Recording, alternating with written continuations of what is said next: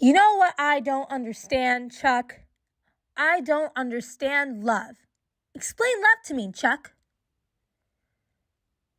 You can't explain love, Chuck. What do you mean if you happen to see a cute little girl walk by? Why does she have to be cute? Can't someone fall in love with a girl who isn't cute and has freckles and a big nose? Explain that, Chuck. I didn't say a great big nose. I just said a big nose. Like mine. So, Chuck, do you think you'll ever get married? Well, what kind of girl do you think you'll marry?